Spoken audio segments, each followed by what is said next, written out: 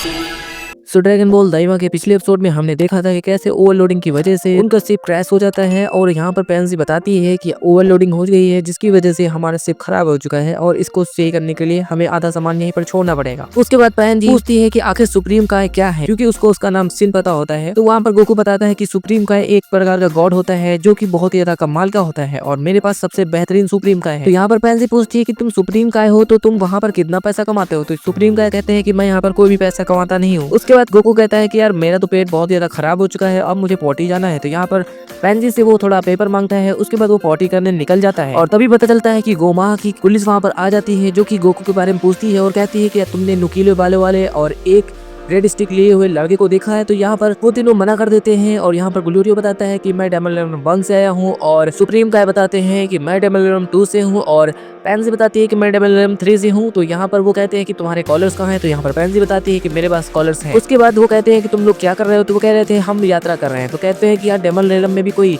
Travel करता है। उसके बाद वो कहते हैं कि जैसे ही तुम्हें गोकू के बारे में कोई जानकारी मिले या फिर उस लड़के के बारे में तो तुम हमें जरूर बताओगे और तुम्हें 10 सोने के सिक्के दिए जाएंगे। जब उनका शिप शुरू हो जाता है तो यहाँ पर वो आसमान में होते हैं। पेंसी सुप्रीम काय से पूछती है कि क्या लायंस का जन्म पेड़ों से हुआ है। तो यहाँ पर सुप्रीम काय बताते हैं हाँ, और हमारे कई सारे भाई बहन भी होते हैं। तो यहाँ पर पेंसी पूछती है कि क्या गोमा के पास जो सुप्रीम काय है वो तुम्हारे जैसा दिखता है, क्या वो तुम्हारा भाई है। तो वो बताता है कि हाँ, उसका नाम देगुत्सु है और वो डेमोनियम में इसलिए है क्योंकि वो बहुत ही हाई लेवल का है। तो वो कहती है कि हमारे यहाँ एक लड़की भी है जो कि उससे भी ज्यादा बड़ी है। तो यहाँ पर वो कहता है कि हाँ, वो मेरी बड़ी बहन है और वो एक साइंटिस्ट है और वो एक हाई लेवल की लैंड है और उसकी बहन का नाम अरिंसू होता है। तभी यहाँ पर रास्ते में चलते चलते गोकू को बहुत भूख लगती है। तो पेंसी कहती है कि हम किसी होटल में रुक सकते हैं। तो ग्लोरियो कहता है कि हमें गुफा में रुकना होगा क्योंकि यहाँ पर कोई होटल नहीं है। फिर वो लोग रात में मीट खाकर सो जाते हैं और उसके बाद जब वो सो रहे होते हैं तो यहाँ पर सुप्रीम काय नोटिस करते हैं कि ग्लोरियो किसी से फोन पर बात कर रहा होता है और ये कोई नहीं बल्कि उसकी बड़ी बहन अरिंसू होती है। और उसके बाद वो कहती है कि वहाँ पर सब चीजें ठीक चल रही है। तो वहाँ पर ग्लोरियो बताता है कि सब चीजें ठीक चल रही है। फिर जैसे ही वो रात में थोड़ी देर लेटते हैं वहाँ पर एक बड़ी सी भैंस जैसा डेमन आ जाता है और गोकू कहता है कि यार तुम तो एक बड़ी सी भैंस हो। तो वहाँ पर वो कहता है कि यार तुमने कभी भैंस को बोलते हुए देखा है।